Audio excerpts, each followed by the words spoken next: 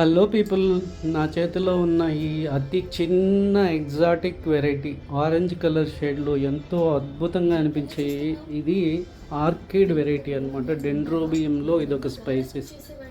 ఇది యాక్చువల్గా rain forest నుంచి కలెక్ట్ చేసిన వెరైటీ అనమాట. ఒకే ఒక ఫ్లవర్ పూసిన దాని అందం మాత్రం నిజంగా కళ్ళు తిప్పుకొనివ్వదు, అంత బ్యూటిఫుల్గా ఉంటుంది. చాలా జాగ్రత్తగా పెంచాల్సి ఉంటుంది ఆర్చర్డ్స్ని.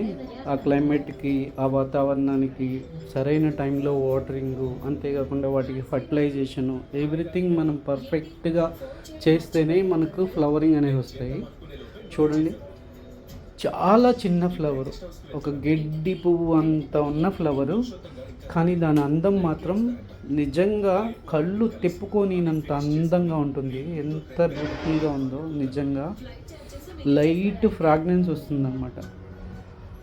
నా జీవితంలో నాకున్న కళ అయితే తీరిపోయింది. నేనైతే ఆర్చింగ్ని గ్రో చేయాలి, నా గార్డెన్లో ఫ్లవర్స్ చూడాలి అనుకున్నాను.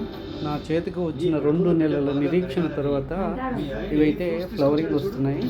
అంతేకాకుండా నేను వీటిని పాలినేషన్ చేస్తున్నాను. దేవుడి దయ వల్ల పాలినేషన్ కూడా సక్సెస్ అయ్యి సీడ్ పాట్స్ అయితే వస్తున్నాయి. మీకు ఇంకొక వీడియోలో ఆర్చిడ్స్ ఎలా పాలినేషన్ చేయాలి అనేది మీకు ఆ వీడియో ద్వారా మేము ముందుకు వస్తాను. మీలో ఎవరైనా ఆర్చిడ్స్ని పెంచుతున్నట్టయితే ఆ పాలినేషన్ ప్రాసెస్ చేసుకొని మనం సీడ్స్ కలెక్ట్ చేసుకొని మనమే సీడ్ ద్వారా ప్లాంట్ని గ్రో చేసుకోవచ్చు అన్నమాట. ఆ వీడియో మీకు తప్పకుండా యూజ్ అవుతుంది. నేను పాలినేషన్ చేసిన ప్రతి ఫ్లవరు 100కి 100% సక్సెస్ అయింది.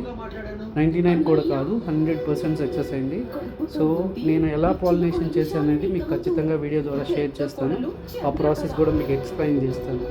ఐ హోప్ మీకు కూడా ఈ బ్యూటిఫుల్ వెరైటీ ఏదైతే ఉందో డెండ్రోబియం ఆర్కిడ్ ఆరెంజ్ బ్యూటీ, ఎంత బ్యూటిఫుల్ పెటల్స్ కానీ ఆ పైన ఉన్న, ఇక్కడ మీకు పైన కనబడుతుందా స్ట్రైప్స్ లాగా, అక్కడే పాలిన్ ఉంటుందన్నమాట. దాన్ని జాగ్రత్తగా కనిపెట్టి మరి పాలినేషన్ చేయాలి. కంటికి కనబడినంత చిన్నగా ఉంటుంది పాలిన్. ఐ హోప్ మీకు ఈ వీడియో నచ్చింది అనుకుంటున్నాను. అలాగే ఈ ఆర్కిడ్ వెరైటీ కూడా మీకు నచ్చింది నచ్చితే ప్లీజ్ సబ్స్క్రైబ్ మై ఛానల్.